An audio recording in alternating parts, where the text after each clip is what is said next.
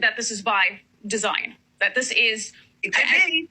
And I've had guests on the show echoing a similar sentiment. And I always like to say that there is the expression, I've used it before on the show, don't ascribe to malice what could be explained by stupidity or by inefficiency. But you're saying that you believe that this is now, by design, creating a chaos in order to bring down the system. Yes, sometimes it could just be stupidity, but doesn't it kind of seem like there's stupidity in every area? There is only so many. There are only so many missteps that you can start to explain by just sheer ineptitude.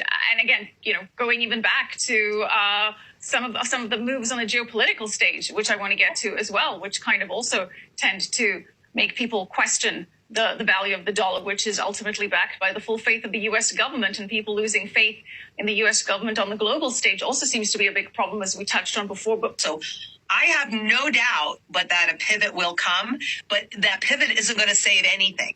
And I guess that's really the point, that we are clearly past, for me anyway, having lived inside of these markets for 1 million years, we are past the point of any kind of fixing. And what did we fix? What did we fix in 2008? We didn't. That was really when the system died. And it was just put on QE life support with all of this money printing so that it made it look like everything was okay. But for a lot of people, they haven't even recouped from 2008, let alone from 2020. What we're hearing a lot about is these banks lacked liquidity. They were solvent, but they lacked liquidity. Well, where did all that liquidity go? Because prior to 2008, the Fed's balance sheet was at 800 billion. Now it's at 8.6 trillion, and that's after they tried to run off some of the bonds the treasury bonds that they had on their balance sheet. So they created this massive amount of liquidity. The inflation was held inside of the system, which benefited the upper echelon of society. The bottom, remember the K-shaped recovery, right? And that division between the haves and the have-nots have grown wider and wider and wider. This is absolutely by design. It was by design when they created this system, and they put inflation, embedded it into the system. Because what did they say? Not one man in a million understands inflation. And guess what? Then you have Christine Lagarde, the head of the ECB, and you have Jay Powell, the head of the Fed, come out and admit that they really don't understand inflation either. Well, isn't that interesting? These are the people that are supposed to lead us. Seeing the banks starting to crash now, because when did the Fed start raising rates? About a year ago, roughly, right? So we're seeing the policy lag. We're seeing the impact of that. And what we're seeing is just the beginning of the impact of that.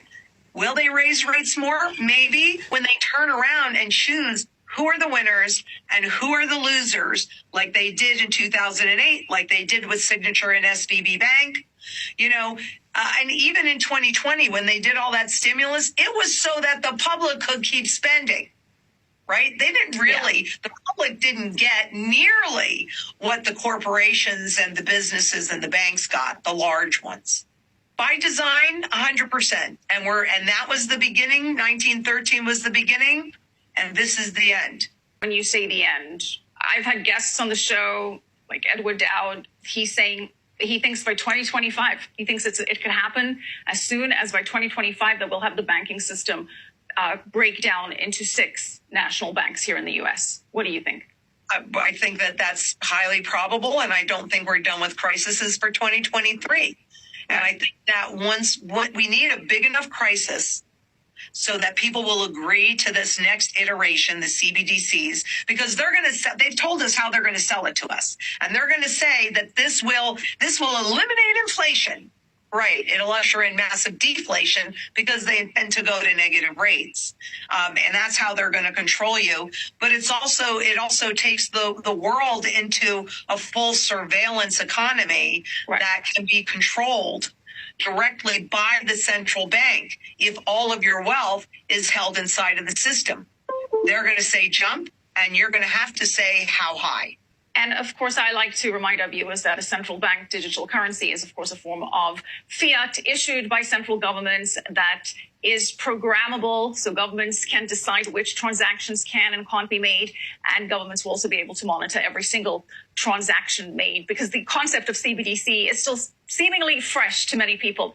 This is all happening at the same time, perhaps not coincidentally, as we're seeing the dollar lose its prominence on the world stage. We're seeing the declining role of the dollar on a geopolitical front, which I want to discuss now. That seems to have accelerated since Russia's invasion of Ukraine in February of 2022, where the dollar was weaponized.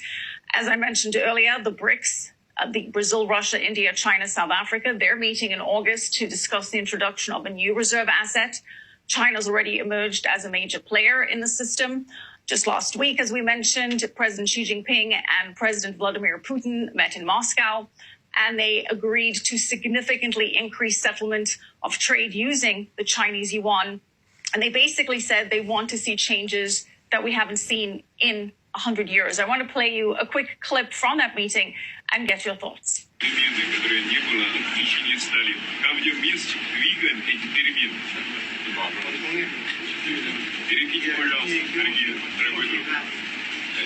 All right, well, in that clip, we had President Putin and President Xi say that they are going to make changes that the world hasn't seen in 100 years, calling each other friends, and they earlier pledged that they want to move the global trading system away from the US dollar. Is this de-dollarization trend accelerating faster than you expected? Oh, I don't know that it's faster than I expected, but this de-dollarization trend has actually, it started back in December of 2002. So what's been happening is that it's been accelerating. And I mean, I don't know. I mean, this could just be a coincidence, but when you look at Saudi Arabia, I mean, the whole reason why the US dollar kept its position as the world reserve currency was because of the petrodollar. Right. And this talk of de-dollarization, it's accelerating, but they've been putting all the infrastructure in place for a number of years now. So this is not really new, but yes, I think it is definitely accelerating. And I'm wondering if it is just a coincidence that Saudi Arabia was a big backer of Credit Suisse, and then Credit Suisse put sanctions on Russia.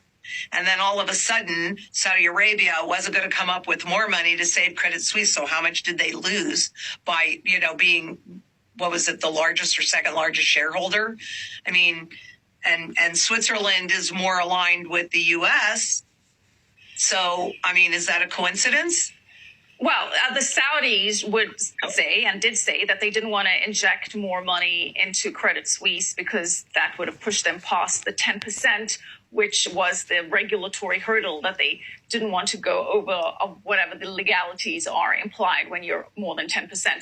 But before we break down into that and the role of the Saudis here, I do kind of want to get you to just recap your thoughts on what you think of this meeting between Xi Jinping and President Putin, and what you make of this relationship between China and Russia and their vow to use the yuan and to move away from the dollar. Yeah, well, what I'm seeing is that battle lines have been established. And this has been coming, I mean, we've been so arrogant in this country to export and show people that if you don't do what we want, we cut you out of the global financial system.